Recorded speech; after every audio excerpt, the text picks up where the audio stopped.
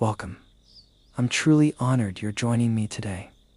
Before we begin, take a moment to notice where you are. Where are you listening from?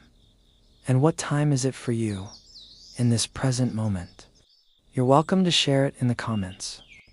Seeing the places and times of so many gentle listeners is a beautiful reminder of how connected we really are. Now, breathe in deeply and breathe out slowly. Let any distractions fade away. Give yourself permission to be here right now without anything pulling you elsewhere. For the next 2 hours, this space is yours. A space to rest, to breathe, to be. You don't need to achieve anything. There is no goal here except to relax. Let the peaceful sounds help you drift further into calm.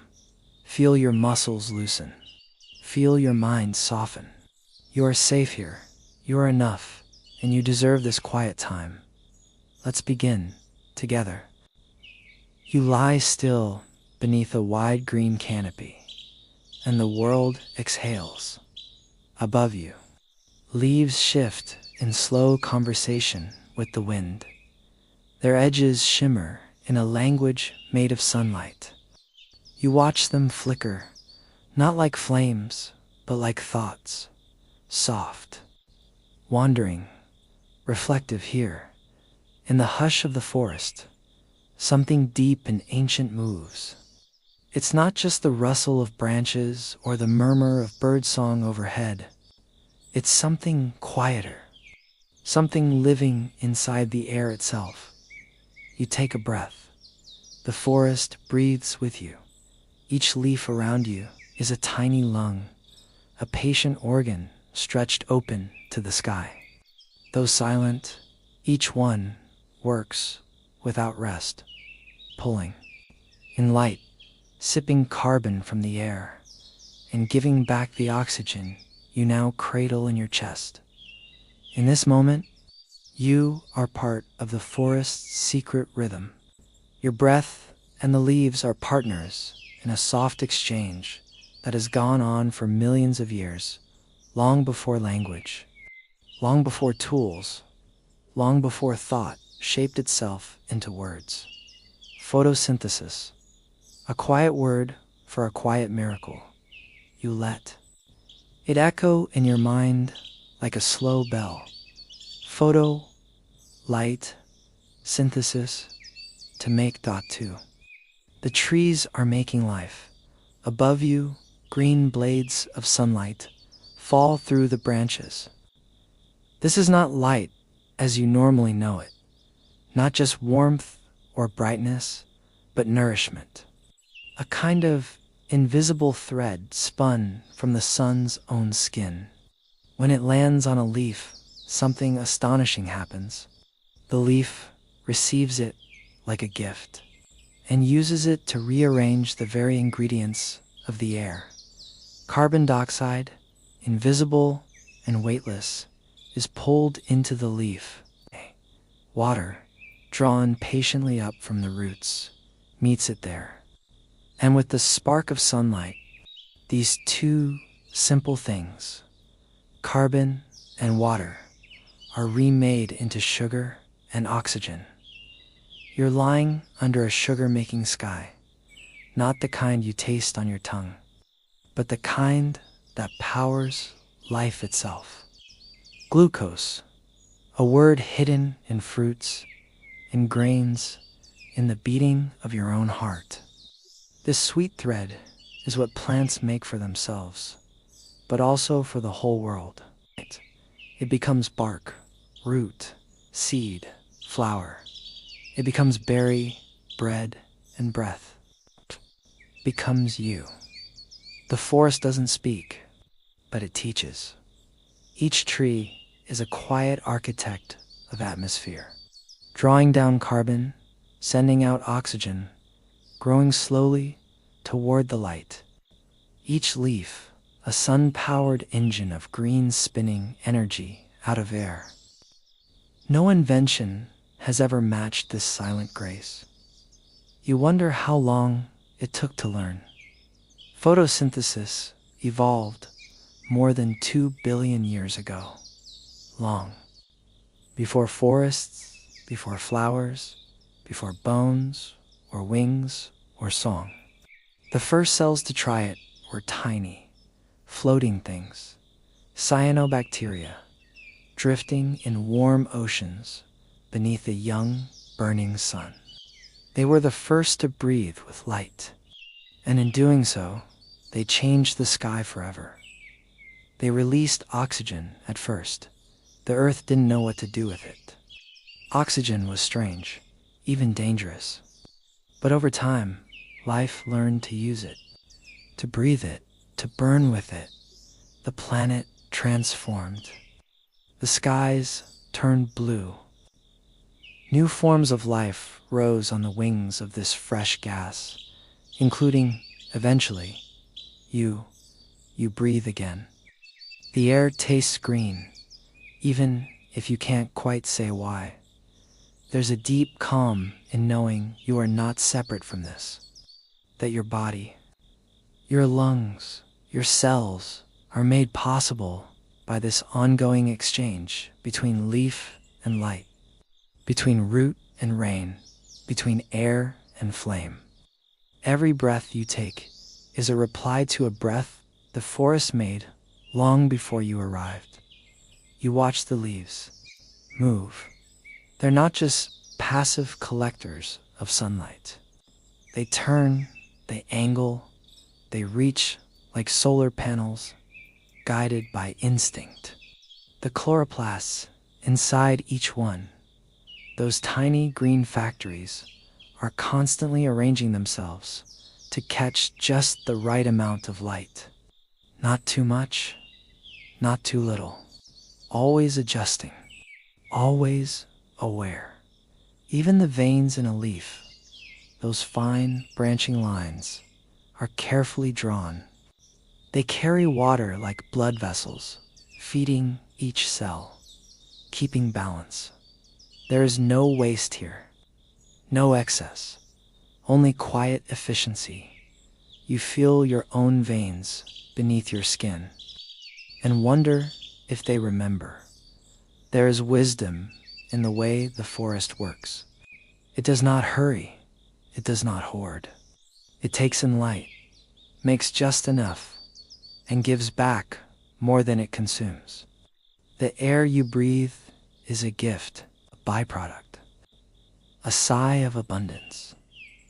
You close your eyes and listen, not with your ears, but with your attention.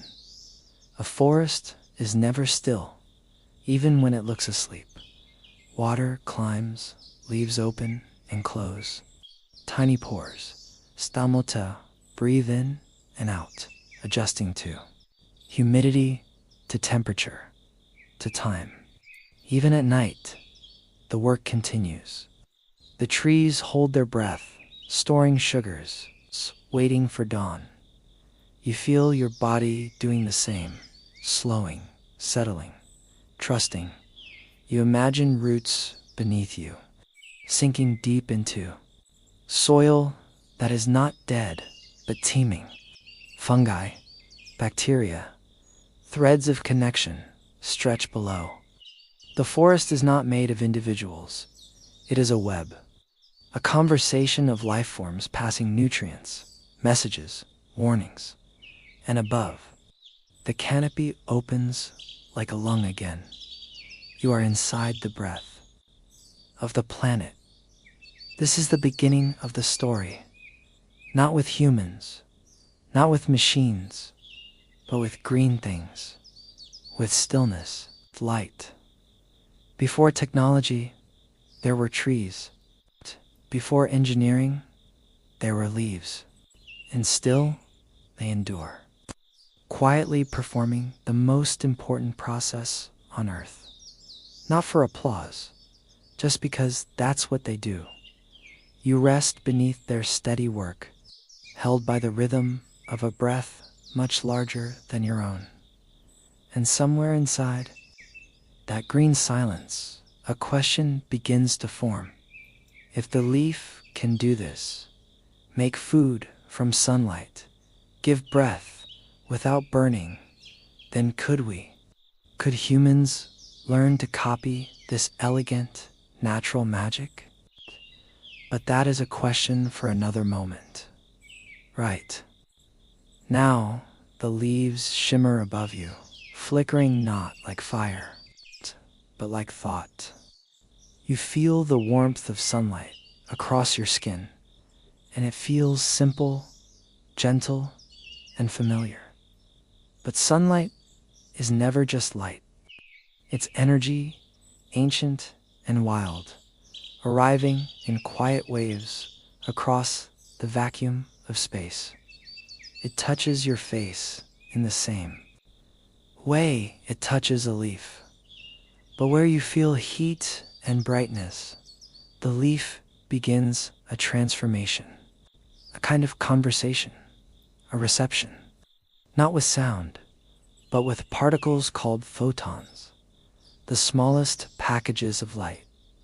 Each photon has traveled nearly 150 million kilometers from the sun, carrying a single unit of energy. It could fall anywhere, into the ocean, onto stone, through empty sky.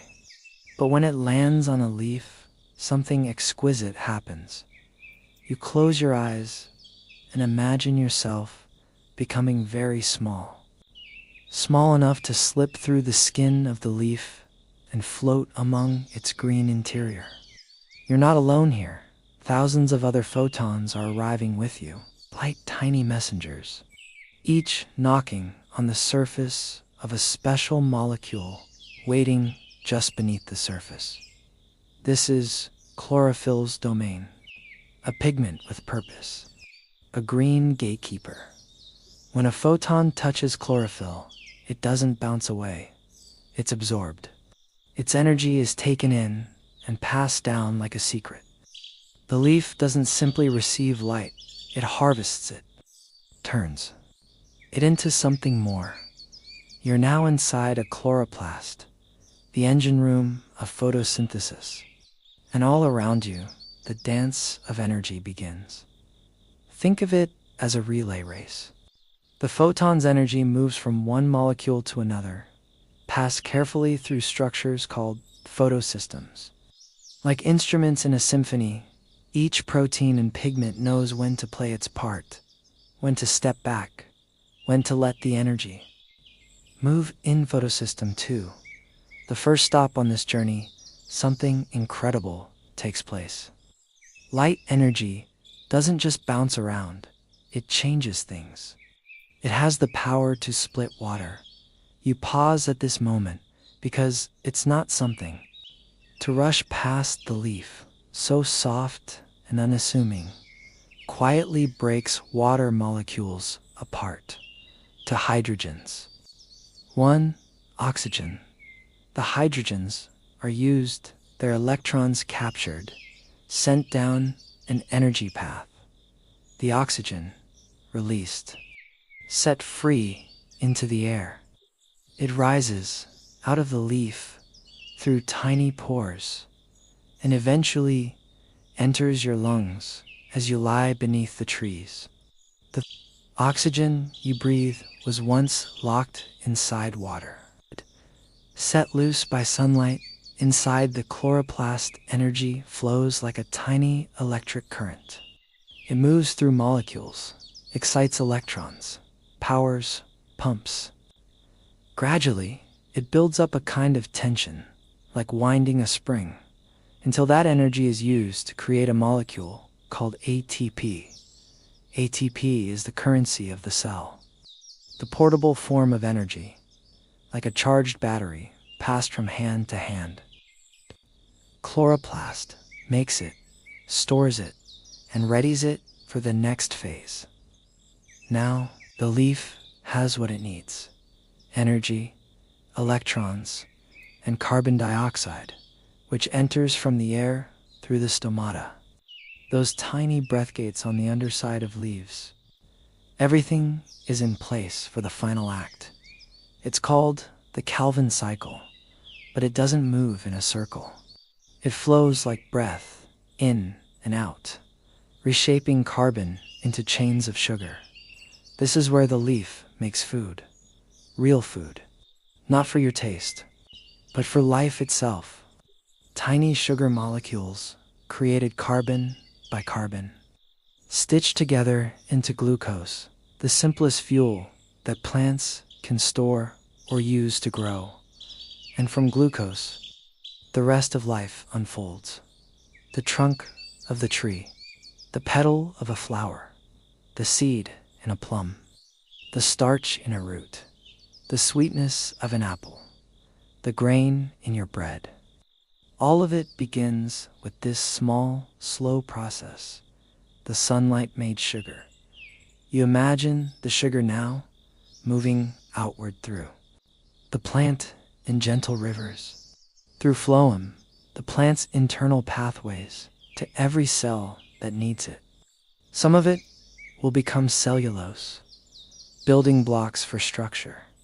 Some of it will feed fruit. Some will be stored underground for next spring, and some will pass to animals. To you, because when you eat a carrot or a peach or a piece of bread, you are eating light, not metaphorically, truly. You are swallowing sugars created in silence by leaves. Photosynthesis is the link, the bridge between the furnace of the sun and the fire in your muscles. Without it, no green things. Without green things, no food chain, no animals, no people, no you. The sun fuels your body, not directly, but through the generosity of plants. And yet, plants do this without burning. They do not destroy in order to gain. They gather and build. They capture energy gently, storing it in molecules, sharing it through ecosystems. It's a slower kind of power, a patient kind of strength. You return to the leaf, to the green quiet of the chloroplast. You think of all that's happening inside and outside as you rest in the sun. All around you, this process continues without pause. On mountaintops, on riverbanks, in fields, in gardens, even in city planters' leaves, catching light, splitting water, crafting sugar. The air you breathe is a byproduct. The food you eat, a distant memory of photon and pigment. The more you learn about it, the more wondrous it seems. Not because it's complex, though it is, but because it is generous. A gift the world gives to itself. You take another breath and imagine the light entering you. Not just through your skin or eyes, but through the long, living thread of food and breath and memory. That piece of toast you had this morning, light, that banana, light, that bean, that berry, that kernel of rice, all built by photosynthesis, the act of turning sunlight into sustenance. We call this process basic biology in school, but nothing about it is basic. It's art. It's ancient chemistry wrapped in green. It's the quiet reason the earth can be blue and living and home. And so, when you see a leaf flutter in the breeze, remember, it is not idle. It is working. It is building. It is feeding the world. And just as you begin to drift into that thought, wrapped in sun and sugar, another question flickers in the distance. Could we learn to do the same? Could we make food from light like the leaf? Could we perhaps join in the dance? But hush now, the answer will come. First, rest in the warmth of the question. Not all colors catch the light, but green, it seems, sings softly. You sit beneath the trees again, and the green around you feels familiar, comforting. Not loud like red, not deep like blue, just soft, steady green. The color of balance, the color of rest. You begin to wonder, why is the world of plants so green? It's not a coincidence. It's not a matter of taste. It's something far older, a quiet decision made by life itself. Over 1 billion years ago, let's return to the heart of the leaf. Inside each leaf, nestled in the softness of its cells, lives a green pigment called chlorophyll. You've heard the name before, maybe in school or on the back of a vitamin bottle, but you've never heard it, not really. So now you listen. Chlorophyll doesn't speak in words, but in energy. It doesn't sing in notes, but in light. And what it does is more than chemistry. It's choreography. It's translation. Chlorophyll is the silent conductor of photosynthesis, guiding each photon through the steps of its transformation. Imagine you are inside the chloroplast again, that glowing green chamber where photosynthesis takes place. The walls are soft, the space warm with filtered sunlight. Floating in the stroma like tiny emerald coins are chlorophyll molecules suspended in precise arrangements. These molecules are arranged into light-harvesting complexes, absorbing light and channeling its energy. But chlorophyll is selective. It absorbs mostly red and blue light, the edges of the spectrum, where the energy is just right. Red light is long and low, warm and abundant. Blue is short and sharp, strong and rare. Chlorophyll takes them both in. But green, the middle of the spectrum, it lets pass through. That's why leaves appear green to your eyes, not because green is what they take in, but because green is what they give back. They reflect it. They sing it softly into the world. And so the forest is colored not by what it consumes, but by what it lets go. You let that thought settle. Green is the leftover. Light, the spared light, the visible memory of all the other colors that have been absorbed into the silent labor of the leaf, and chlorophyll itself, a marvel of nature's design. Each molecule has a ringed head of carbon and nitrogen, a structure called a porphyrin ring, and in its center, like a quiet jewel, sits a single atom of magnesium. It's this ring that catches photons, and this magnesium core that helps stabilize the dance. When a photon strikes chlorophyll, it excites one of its electrons, a spark, a tiny jolt of life. That energized electron jumps from molecule to molecule, releasing its energy along the way.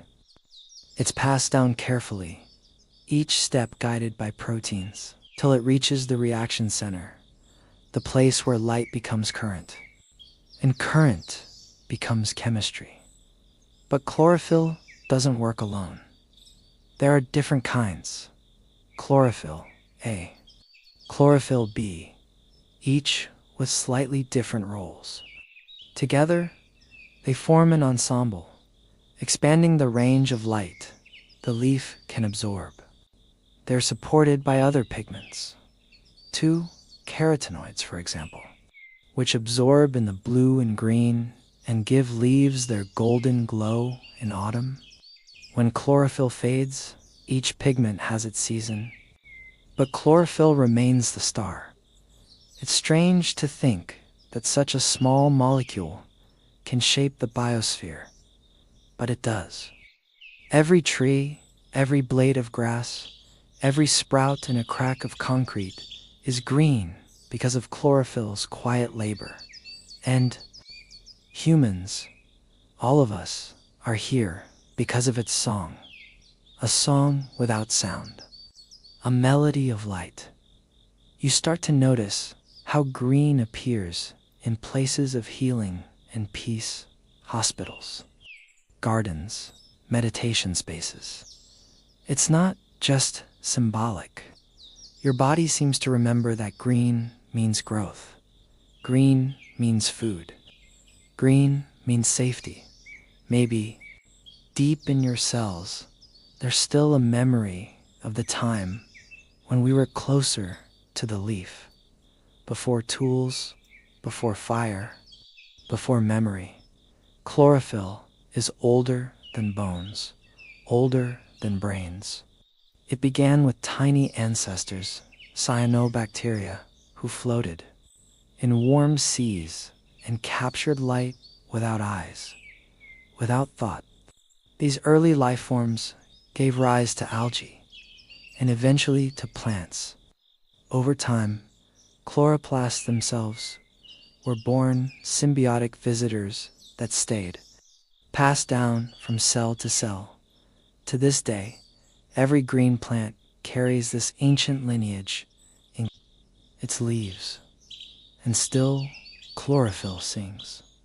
Even now, while you rest, millions of chlorophyll molecules are working across the planet, catching photons, fueling electrons, fueling the day, with no applause, no direction, no ego, just quiet devotion. There's something in that rhythm that calms the mind. The idea that the world feeds itself with light, and that green is the color of that process. You breathe in, you feel the presence of chlorophyll, not just in the leaves above you, but in the salad you ate, the apple you sliced, the grain in your bread. Each was once touched by light, made into sugar by this green conductor.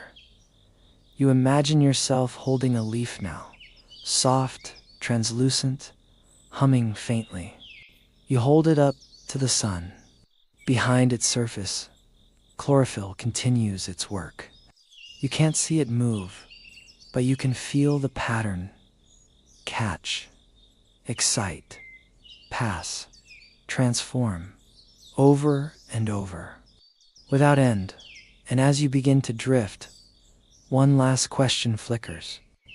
At the edge of your thoughts, if chlorophyll reflects green, what else might we be reflecting without even knowing it? What quiet energy lives in us, waiting to be absorbed? Let it rest there for now. The next chapter will take us deeper into water's quiet climb and its beautiful, unseen sacrifice. From roots deep underground, where no light reaches, and the soil is cool and dark, water begins its slow, invisible journey. It doesn't rush. It doesn't demand. It simply rises, pulled by something unseen, by thirst, by sunlight, by the quiet call of the leaf. This is not just movement. It is devotion. You picture a tree now, tall and strong, yet soft in its silence. Beneath it, the roots stretch deep, further than you think, not just to anchor, but to feel. Tiny hairs reach out into particles of earth, touching moisture with extraordinary sensitivity. When a single molecule of water finds its way into the root, it joins a vast procession, a rising current bound for the very tips of the leaves. This journey is called transpiration. But that word, though accurate, is too dry for what it truly is, because what we are witnessing is a kind of pilgrimage. Each drop of water climbs not for itself, but for something greater to be given away. You close your eyes and imagine becoming one of these molecules, tucked in the earth, surrounded by silence. Then, a soft tug, a signal from above, something far above. So far, it feels almost impossible. But the pull is persistent, patient, gentle. You begin to rise. Through root cells, you pass. From one to the next, through thin membranes and narrow channels. You are not alone. Other water molecules are with you, bonded by cohesion, a kind of friendship among molecules, where each one pulls the next like linked hands in a long vertical chain. This chain stretches upward through the xylem, the plant's internal tubing system, narrow, efficient, and ancient. It's here, inside the xylem, that water defies gravity. There is no pump, no beating heart, only tension. As water evaporates from the leaves, it creates a slight vacuum, a gentle pull. This is the magic of the leaf. It draws water upward without force, only through its need. The sun warms the leaf's surface, and tiny pores open. Water escapes as vapor, but with each loss, another molecule is pulled up behind it. A single tree can move hundreds of liters this way every day, silently, without a sound. Upward you go, through stem, through branch, through every narrowing tunnel. It is dark here, but you are drawn not by sight, but by a call older than vision, the call of light above. And then, after your long journey, you arrive. You enter the leaf. The cells await you, gentle and green. You're led to the chloroplast, that tiny factory of life, and you become part of a deeper process. Here, in the chloroplast's heart, light has already arrived. Photons have danced across chlorophyll, and electrons have begun to move. But something is missing. They need more. They need the energy that only you, water, can provide. So you give yourself, inside photosystem 2, an enzyme called the oxygen evolving complex begins its work.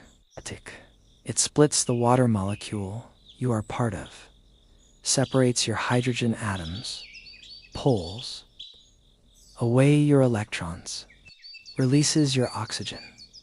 This is no small thing. The electrons from your broken bonds are absorbed, passed along the electron transport chain. The hydrogens, stripped of electrons, are used to build energy molecules. And the oxygen, once part of you, is released from the leaf and into the air. The air that fills your lungs now. The air that fuels your dreams. This moment, this sacrifice, happens over and over, trillions of times a second in leaves, across the planet. And each time, water gives itself so that life might continue, so that sunlight might be translated into sugar, so that breath might fill another body. You open your eyes and look at the trees again. They are full of stillness. But beneath that calm, an entire drama unfolds. The xylem, moving water. The stomata, releasing vapor. The chloroplasts, absorbing light. And in the middle of it all, water playing the role of both carrier and giver, rising quietly, only to disappear. It's easy to forget how much of life depends on this rise. The food you eat, the shade you sit in, the oxygen you breathe, the wood in your home, the fruit in your hand. None of it would exist if not for water's invisible journey from soil to leaf. And not just trees, every plant, every blade of grass, every dandelion breaking through the pavement, every vine climbing a wall. Each one part of the same delicate system, reaching down into the dark for water, reaching up into the light for energy. You begin to sense the poetry in it. Light and water, so different one above. One below, meeting inside the leaf to create something entirely new. Sugar, oxygen, life. One descends from the sky, one rises from the earth, and where they meet, the world is made. This is the heart of photosynthesis. Not just a process, but a partnership and the water. It never complains. It does not ask to be spared. It simply answers the call, over and over again. And in its giving, it becomes something more. It becomes part of the green, the fruit, the bloom, the breath. You rest in this thought that in your own body, too, water moves in hidden ways, through cells, through vessels, through breath and blood. You too are made of rising currents. You, too, are part of a flow. There is something humbling in this, to realize that even the smallest parts of you mirror the forest, that the same laws apply, that your life depends on the quiet ascent of something humble, something patient, and so, as you close your eyes again, you remember water's journey, from the dark earth to the leaf tip, from root to sky, from molecule to memory. And just as you begin to drift, another thought arises. If water can rise without force, can give without demand, what else in this world moves quietly, yet changes everything? That question will wait for you in the next chapter. For now, rest in the climb and the courage it carries. When light and water finally meet in the quiet engine of a leaf, something sweet is born. It begins so small, an atom here, a bond there, invisible to the eye, but vital to the world. The sunlight's energy, once wild and weightless, has been captured, guided, softened. The water's sacrifice, offered molecule by molecule, has made it possible. And now, from carbon drawn gently out of the air, the plant weaves something new, a sugar, a single molecule of glucose, choco-fragile, simple, perfect. This is not just food, it's a thread, a golden thread spun from light and air stretching through every green thing on earth, through every forest, through every bite of every fruit, through your own blood and breath. You may not taste it now, but your body remembers it. The story of glucose is not just a plant's story. It is yours too. So let's follow it softly, slowly, as it travels from the leaf into the wide web of life.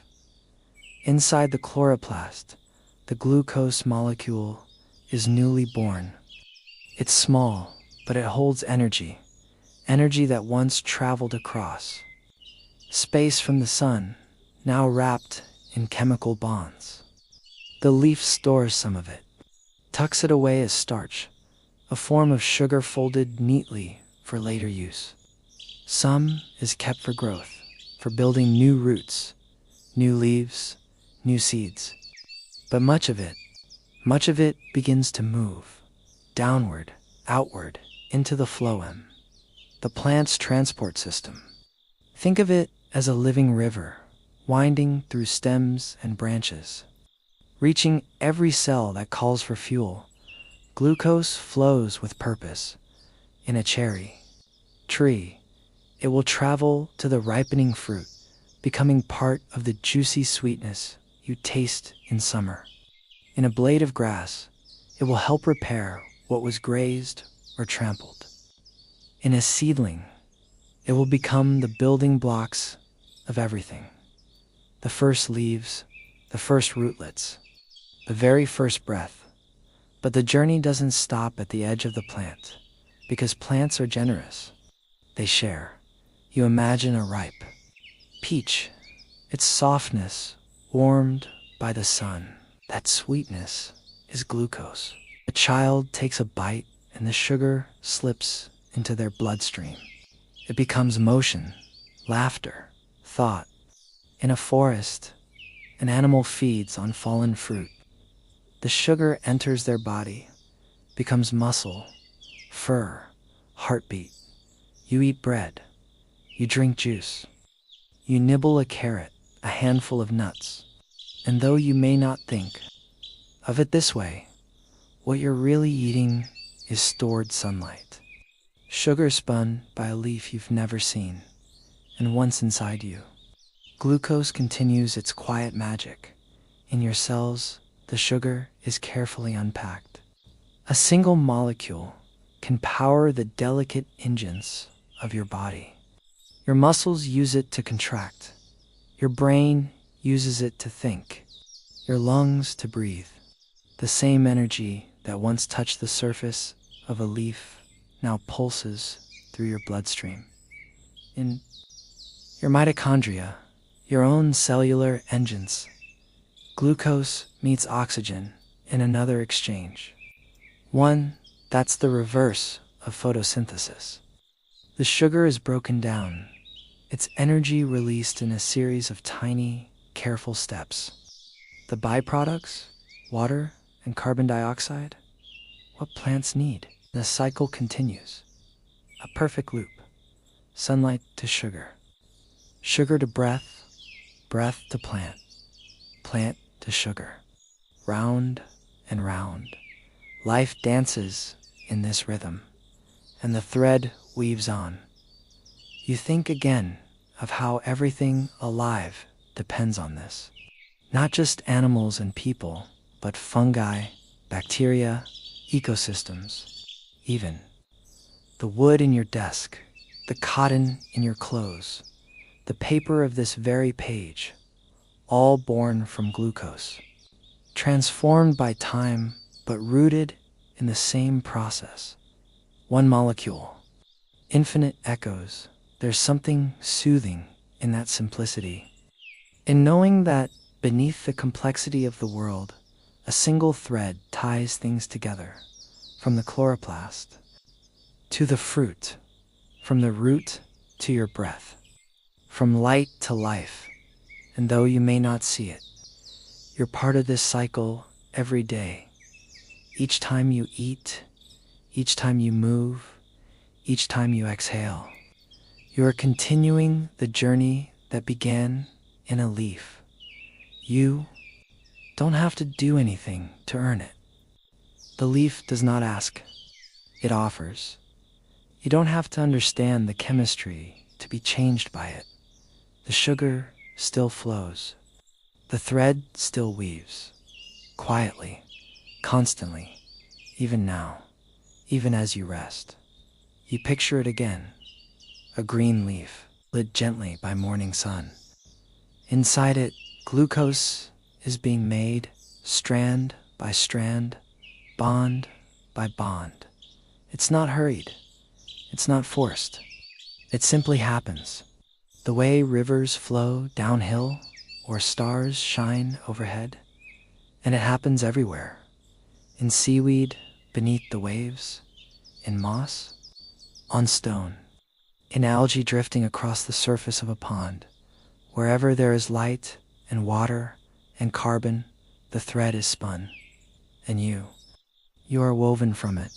Every muscle, every organ, every memory. You were built from sugars that came from leaves, from sunlight that became something sweet. And now, as sleep begins to gather, you feel this thread, not just in your body, but in your breath. A reminder that you are connected to the trees, to the grass, to the green heart of the earth. And just before you drift into stillness, one last question floats gently to the surface. If sunlight can become sugar, and sugar can become you, what else might light become? The next chapter will take you into that possibility, into the dream of artificial leaves, and the hope of learning from the quiet wisdom of the green. But for now, Let the sugar thread cradle you and rest in the sweetness of being alive. What if we could do it too? Drink sunlight and turn it into power. It's a question that hums quietly beneath the surface of every green leaf, every shimmering cell of photosynthesis. For billions of years, plants have done it without wires or engines, without heat or smoke. They take in light, water, and carbon dioxide and make life. Now, as you rest beneath the open sky, humanity asks a hopeful question. Can we do what the leaf does? You picture it, not a tree, not a vine, but something new. A silicon leaf, soft-edged and glowing, stretched toward the sky. It doesn't rustle, it doesn't grow, but it shines, catching light and transforming it into fuel.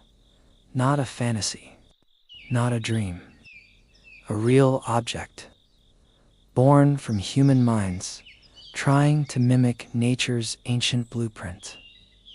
These are artificial leaves, tiny solar machines designed to copy the miracle of photosynthesis. But before we go forward, let's remember how far behind we begin. Nature has had time, billions of years to experiment, fail, and refine. The first photosynthesizing organisms were not elegant, simple cyanobacteria floating in primal seas, but they worked. And slowly, their descendants became algae, mosses, grasses, forests. They spread, adapted, grew more efficient. The chloroplast, the green cell engine, became an expert in energy conversion, all without blueprints, without engineering, evolution, unfolding gently across eons. Now humans, after only a few thousand years of civilization, are attempting the same. You imagine a lab, quiet, glowing, full of delicate instruments. A researcher leans over a small wafer, no larger than your palm. It doesn't look like a leaf, not really, but its purpose is the same: to catch light and make something new from it. This artificial leaf is built from semiconductors, materials like silicon, engineered to absorb sunlight. When light hits the surface, electrons are excited, just like in chlorophyll. That energy is harnessed, channeled, and directed. But instead of building glucose, the artificial leaf is trying to do something different. It's trying to split water, just like the plant does. It's a goal both simple and profound: to use sunlight to break water into hydrogen and oxygen. The hydrogen, clean and powerful, can be stored as fuel. The oxygen, like in the leaf, is released. No pollution, no burning. Just light becoming energy, directly. This is solar fuel, and it may be one of the gentlest technologies we've ever dreamed of, but it's hard. The artificial leaf must mimic processes that nature performs with quiet elegance. It needs to absorb sunlight, but not too much. It needs to split water, but without wasting energy. It needs to last, not just hours, but years. And it needs to be simple enough to build, yet precise enough to work. Researchers look to photoelectrochemical cells, devices that combine light-sensitive materials with catalysts that can coax water to give up its electrons. Others use nanomaterials that mimic the shape and function of chloroplasts. Still others try to merge biology and technology, using actual plant enzymes alongside engineered surfaces. Each attempt is a quiet echo of the leaf. Each design is a tribute to the plant's mastery, and though no artificial system yet rivals the efficiency of a living leaf or its ability to self-repair and biodegrade, progress continues. You think of the possibilities: a building covered in artificial leaves, drawing light during the day, powering itself at night. A floating sheet of green tech drifting on the ocean, splitting seawater into fuel. A village in sunlight-rich land, generating its own clean energy from solar photosynthesis. No wires, no pollution, just a gentle hum of chemical transformation. This isn't science fiction. Prototypes already exist. In 2011, scientists at MIT developed one of the first artificial leaves that could operate in ordinary water, using inexpensive materials and mimic the photosynthetic process. Since then, refinements have made them more stable, more affordable. Some now work in polluted water. Some can even fix their own damage. A small nod toward the leaf's regenerative brilliance. Still, there's a long road ahead, because nature does more than just split water. It stores energy with extraordinary care. It takes CO and transforms it into sugars, not just fuel, but structure, memory, possibility. A tree doesn't just run on energy. It becomes energy, turned into bark, branch, fruit, seed. Artificial systems must find new ways to store the sunlight they gather. Many now aim to convert CO into fuels like methanol or formic acid compounds that can be used for energy or chemical production. It's a step toward carbon-neutral living, or even carbon negative, where the air becomes cleaner as energy is produced. You think about that, the idea of a future where power doesn't pollute, but purifies, where machines don't deplete, but restore, where every surface, every rooftop, every window, every road could quietly harvest light and give something back. All of this, inspired by the leaf. It's easy to forget how miraculous it is that we even try. That science, with all its rigor and tools, still turns to nature as its teacher. That the most advanced laboratories in the world are, in many ways, students of a tree. But the goal is not to replace nature. It is to learn from it, to honor the intelligence woven into green cells, and to reflect that wisdom in our own designs. You breathe in slowly, feeling a deep stillness. Maybe we don't need to match the leaf, only to walk alongside it, to build technologies that live in harmony with roots and rain, to imagine cities that grow like forests, drawing in sunlight, exhaling oxygen. There's something comforting in that vision, that progress doesn't have to mean more noise, more speed. It can mean more softness, more green, more listening. And as you drift deeper into this thought, one last image appears. A small, delicate device, an artificial leaf sitting quietly on a windowsill. Outside, a tree sways in the wind. Both are catching light, one made by hand, one made by time. Different, yet dreaming the same dream. Could human-made photosynthesis ever match the leaf's quiet genius? Perhaps not, but maybe it doesn't need to. Maybe it only needs to remember where the light first landed and let itself be changed by that memory. And now, as the artificial leaves flicker gently in your mind's eye.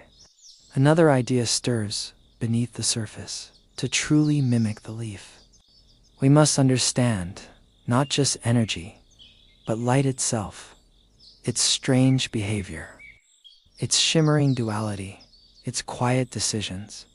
So come, rest now, and in the next chapter, we will slow light down and enter the quantum heart of its mysterious motion. To mimic the leaf, to truly capture the mystery of photosynthesis, we must do something that feels impossible. We must slow light down, not in the literal sense, perhaps, but in the way we see it. We must pause each photon mid-flight, like holding a snowflake in warm fingers without melting it. We must examine its choices, its strange dances, its unspoken agreements with matter, because light, as gentle as it seems, does not move blindly. It moves with intent. You lie still now, your breath soft, your thoughts open. Around you, the world quiets, and in this stillness, we enter a new landscape, not the leafy green of forests, but the shimmering, uncertain space of quantum biology. Here, particles do not behave as they should. Here, light is not just a wave, not just a particle, but both and neither, and something else entirely. This is the realm of the photon, the unit of light. When it travels from the sun and touches a leaf, it is not a beam, but a messenger. It carries energy, yes, but also mystery, because the moment it meets chlorophyll, something strange happens. It is not absorbed in a straight line. It is not passed along like a marble in a tube. It enters a superposition, a state where it explores many paths at once, in the photosynthetic machinery of a leaf, particularly in the light harvesting complexes. Energy is transferred not by chance, but by efficiency, not by brute force, but by something almost thoughtful. Researchers once believed that this transfer was purely mechanical, molecules jostling and bumping. Coins. But now we know something deeper is at play. The photon's energy, once inside the leaf, behaves as if it is sampling every possible route through the protein landscape, choosing the most efficient path even before it travels. This is called quantum coherence. It means that, for a fleeting moment, light behaves like a whisper across time, trying all doors, all hallways, all passageways at once, and then collapsing into the one that works best. And all of this happens in less than a trillionth of a second. You rest in this thought that photosynthesis, so old, so familiar, relies on quantum strangeness to survive. That leaves, in their softness, our home to one of the most elegant applications of quantum physics in nature. And now, scientists, in their clean, humming labs, are trying to learn this language.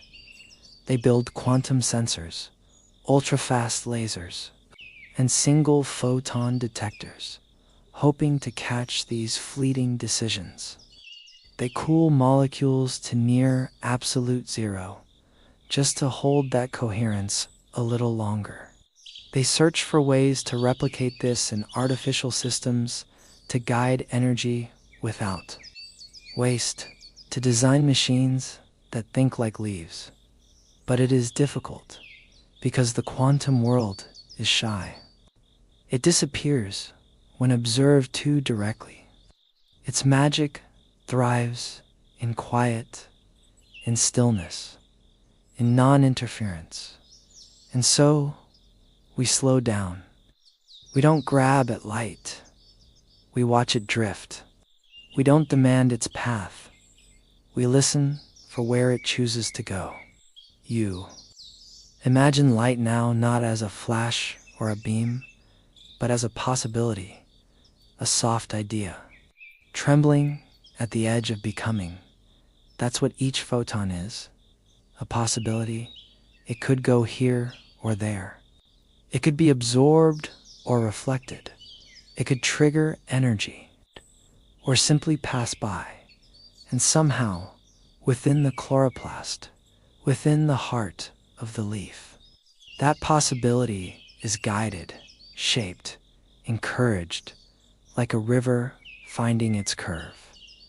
You breathe slowly, feeling the strange comfort of this, that even something as fast, as ephemeral as light can be understood, not just with numbers, but with awe. And as you lie there, you realize this is the meeting place. This is where biology meets physics, where science meets softness, where leaf meets laboratory. The artificial leaf, if it hopes to truly echo nature, must learn this lesson. Not just how to catch light, but how to respect its choices. How to let energy flow, not through control, but through design that honors uncertainty. Because light isn't just energy, it's intelligence in its own strange way. And so, the best technologies we build may not be the fastest or the brightest, but the quietest, the ones that whisper like chloroplasts, that make space for the photon to decide, that work with the grain of nature, not against it. You rest in that image now, a chamber of green proteins soaked in sunlight, catching a photon's shimmer and guiding it, not by command, but by invitation. It's not a race, it's a dance, and we are only just learning the steps. As you begin to drift, light slows further. Each thought softens. Each moment stretches.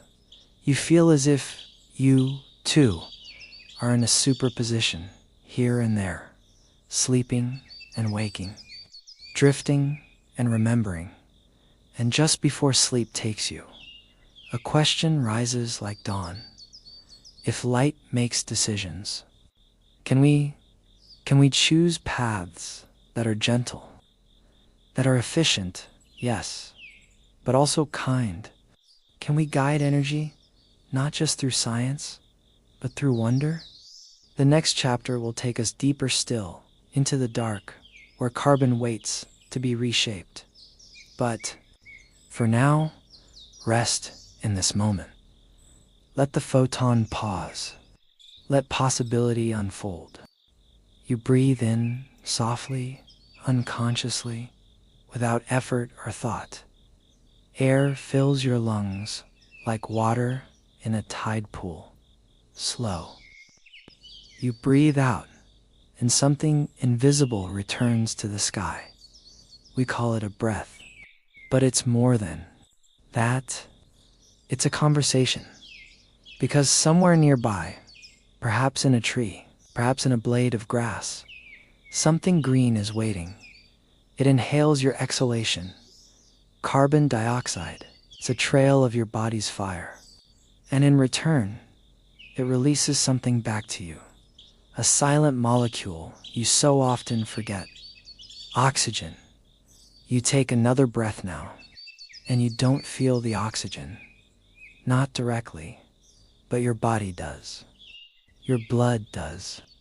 Your brain does. Without it, your thoughts would flicker. Your muscles would fall still. Your dreams would dissolve. It is easy to forget oxygen because it is always there. It doesn't smell. It doesn't sting. It doesn't announce itself. It simply arrives when needed, like a friend who never asks to be thanked. But tonight, let's remember. Let's return to the leaf, to the photosynthesis you've traveled with for so many chapters. You've seen the photon arrive. You've seen water split. You've followed the sugar thread. But in all of this, something else has always been set free, almost incidentally: oxygen, a waste product. If you look at it from the plant's point of view, an afterthought, a release, the leftover part of water that isn't needed once the hydrogen and electrons are used to make sugar. But what the plant discards becomes the breath of the world. You close your eyes and imagine that moment. A photon strikes a chlorophyll molecule. The energy is passed to water. Water splits, hydrogen stays, oxygen is set free.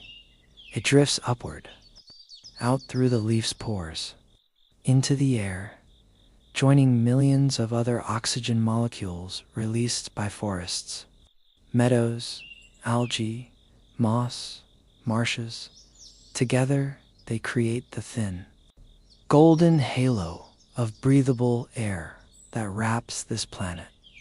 Just a narrow band, a few kilometers thick, where oxygen floats like invisible treasure, and you live within it. You exist because of it. Every step, every heartbeat, every whisper depends on this invisible architecture. You may not remember it as you go about your days. You may not think of it when you lace your shoes or sip your tea. But every breath is a quiet inheritance gifted to you by a green world. You cannot see all at once.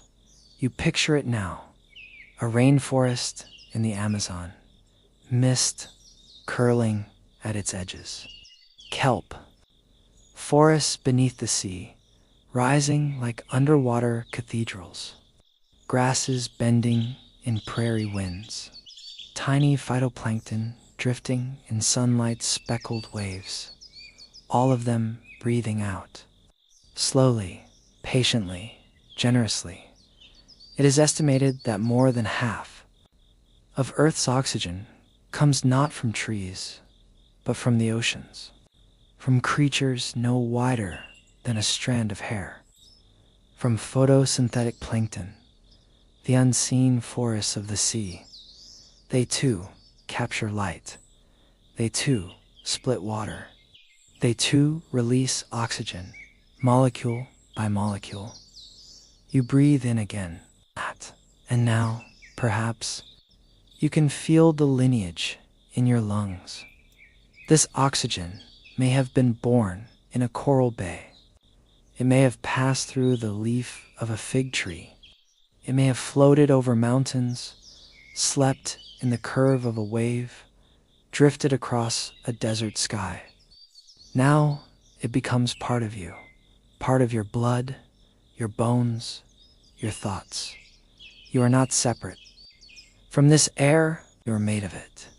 And what you return, your carbon dioxide, your exhale, becomes food for the green, for the trees, the grasses, the plankton, for the next cycle, for the next breath. This is not a transaction. It is a relationship. Rhythm, a vow made by all living things. You breathe out. The leaf breathes in. The leaf breathes out. You breathe in, back and forth, like a lullaby, sung by the planet to itself. And still, we forget. We forget that oxygen is not a guarantee, that it was not always here, that before photosynthesis emerged, Earth's atmosphere held no breath for beings like us. It was only after ancient cyanobacteria began releasing oxygen, slowly, over billions of years, that the sky changed, that oceans rusted, that life adapted, that lungs evolved. Without photosynthesis, without this quiet release, there would be no birds, no mammals, no forests, no people, no dreams, no voices. No. So, tonight, remember the oxygen you sow. Often forget. Hold it for a moment in your mind, in your breath. Let it remind you that you are held by trees, by sea, by light-made air. And just as you begin to drift into sleep, one last question rises like a leaf unfolding toward dawn. If something as invisible as oxygen can shape life itself, what else might we be missing? What other gifts float silently around us, unnoticed? Let that question settle softly with your breath. Let each inhale be a remembering, each exhale a thank you, and rest now wrapped in the air that the green world gives you. Without asking for anything in return, the leaf wastes almost nothing. It catches the light it needs. It channels water upward with no pump. It makes sugar from air, stores fuel in cells, and releases oxygen as a quiet side note. Each movement, each transformation is part of a larger equation, precise, elegant, time-tested, not hurried, not excessive, just enough as you rest here tonight. Let yourself slip into the mind of the leaf, not human mind, but pattern, principle, design. This is efficiency, but not the kind we measure in machines or graphs. This is nature's version, adaptable, resilient, graceful. And now, humans, after centuries of invention, extraction, and excess, begin to ask, what if our cities could learn from this? This is the dream of biomimicry, to imitate nature's strategies, not with greed, but with humility. To copy without stealing. To honor through design. You picture it now. Not just a city, but a living system. Skyscrapers that mimic the cooling structures of termite mounds. Windows that adjust like the eyes of a deep-sea fish. Water collection inspired by desert beetles. Solar panels aligned like sunflowers. And somewhere in the center, always, the leaf. Because the leaf does not build systems that poison its soil. The leaf does not overproduce. It turns sunlight into fuel, captures carbon without debt, and when it falls, it becomes the ground for more growth. Nothing wasted, everything folded back into the whole. You walk slowly now, in your mind, through a city designed this way. The sidewalks soak up rain and clean it. Buildings breathe through pores. Waste is rare because materials are borrowed, not burned. Electricity is gathered like sunshine on a tree's surface, shared quietly among the branches. Transit systems follow the logic of mycelium, branching, reconnecting, flowing where needed, and the leaf. Its code is everywhere, in the way rooftops catch light, in how surfaces self-clean like lotus petals, in how materials flex and adapt like plant fibers in wind. But copying nature is not simple, because nature's code is not just form. It is function shaped by time. The leaf is not efficient by accident. It has been shaped by failure, mutation, and slow, patient feedback. Each generation improved not through design meetings, but through survival. Over millions of years, energy was used just sparingly enough. Roots went just deep enough. Stomata opened only when they had to. Efficiency was not a goal. It was a necessity. And now, in human systems, we feel a similar tug. A warming world, dwindling resources, waste piling where it shouldn't.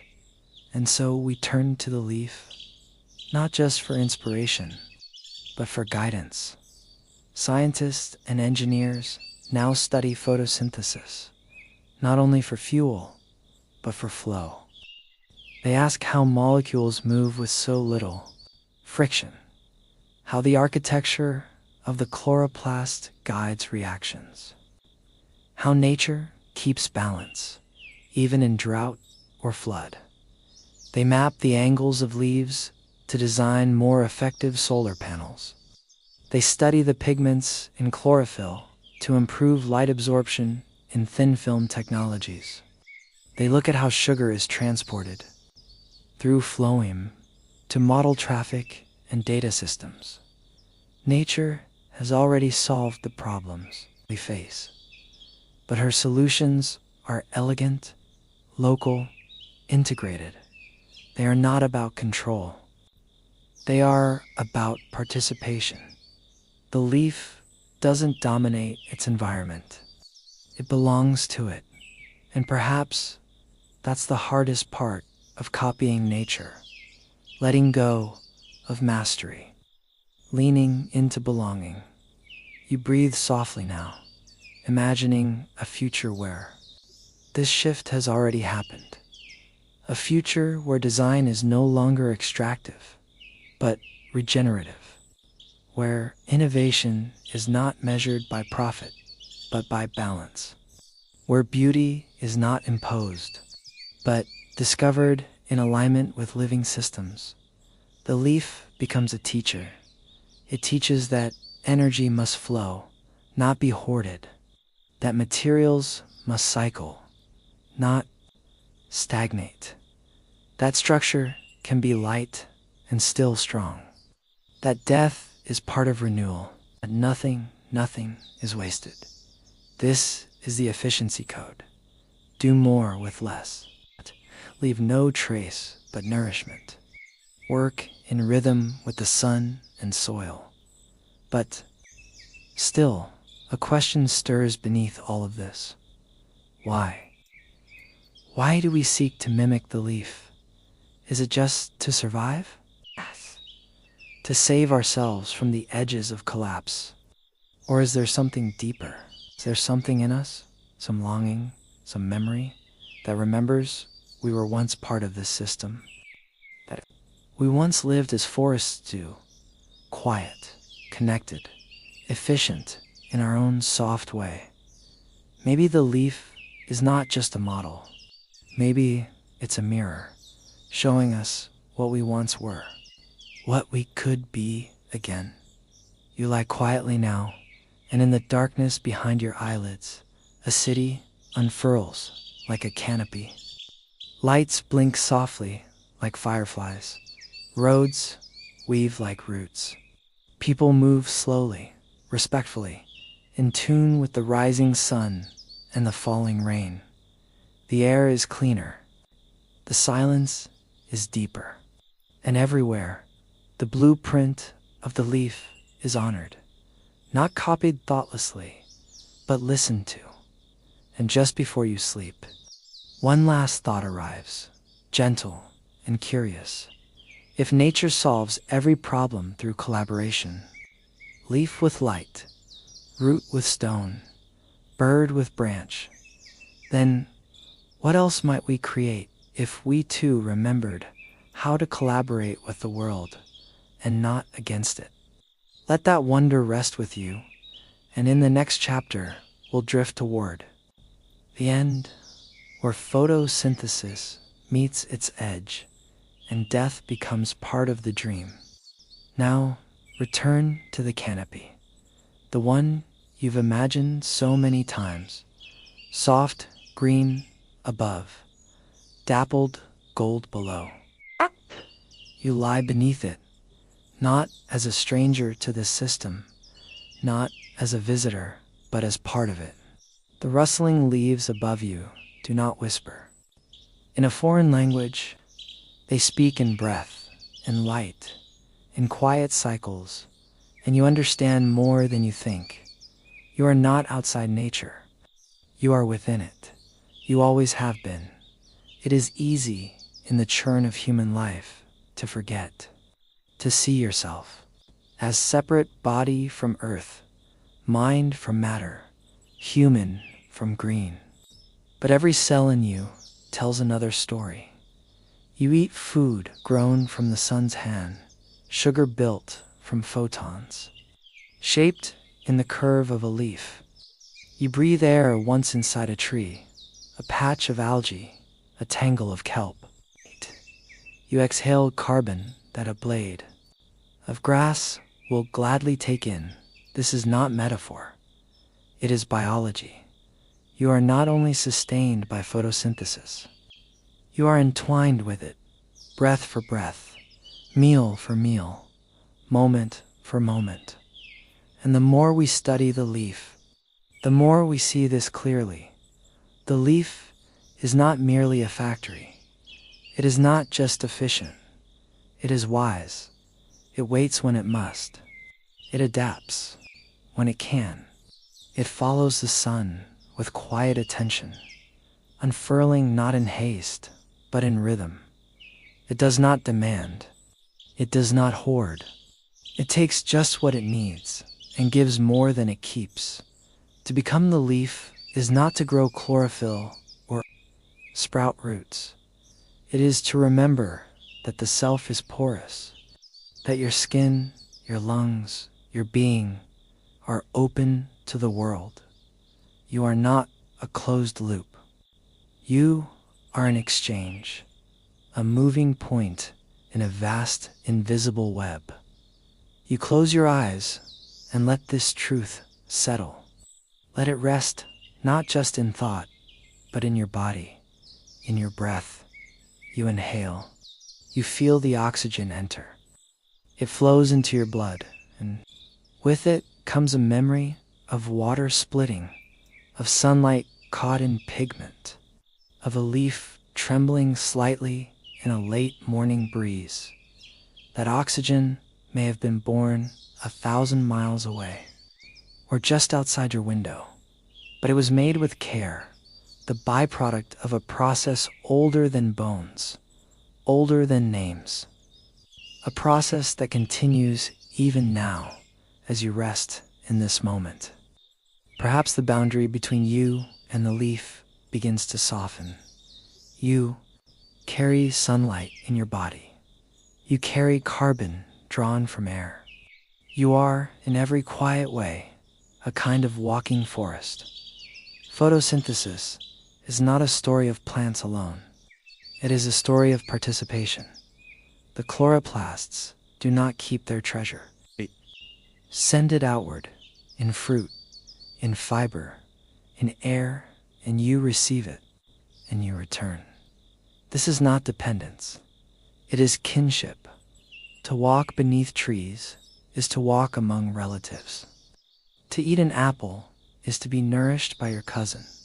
To breathe is to remember that something green chose to live in such a way that you too could live, and perhaps, in some far echo of this, you choose to live gently, to waste less, to give back, to notice, because to copy the leaf is not just about science, about fuel cells and artificial chloroplasts. It's about alignment. It's about remembering who you already are. The leaf is not only a miracle, it is a mirror. It shows you that beauty lies in interconnection, that strength is quiet, that survival is collaborative. And now, as the night deepens, your breath grows slower. You feel rooted, even as you lie still. You are not trying to become something better. You are simply remembering the truth that was always here. You are made of light. You are shaped by air. You are sustained by green. You are not the leaf. But you are not far from it. And as you drift toward sleep, one last image rises gently. A forest at dawn. Not dramatic, just breathing. The leaves shift. The light changes. Oxygen rises. A deer passes between trunks. You exhale. A tree begins to Drink in your breath. This is not fiction. This is not dream. This is life, just as it is, miraculous in its simplicity. So let the canopy close above you now. Let chlorophyll cradle your final thoughts. Let the sugar thread wrap around your rest. You are part of the pattern. You always were. And in that truth, you can finally sleep. And now, the journey closes. You've traveled far without ever moving. From the first flicker of light on a leaf to the hidden workings of your own breath. From quantum decisions made in chloroplasts to the quiet generosity of oxygen released through sugar, spun from sunbeams, through water's climb, through the mirrored intelligence of design, you have returned gently to the green heart of it all, to the leaf, not as a puzzle, not as a machine, but as a quiet teacher, a reminder that life thrives, not in separation but in connection, not in conquest, but in relationship. And you, gentle listener, soft-breathing traveler, are part of that relationship, woven into it, no less natural than a tree, no less miraculous than light. The world continues its rhythms while you sleep. The trees exhale into the darkness. The algae shimmer beneath moonlit waves. Somewhere, another leaf is born. Somewhere, another breath is exchanged, and you rest.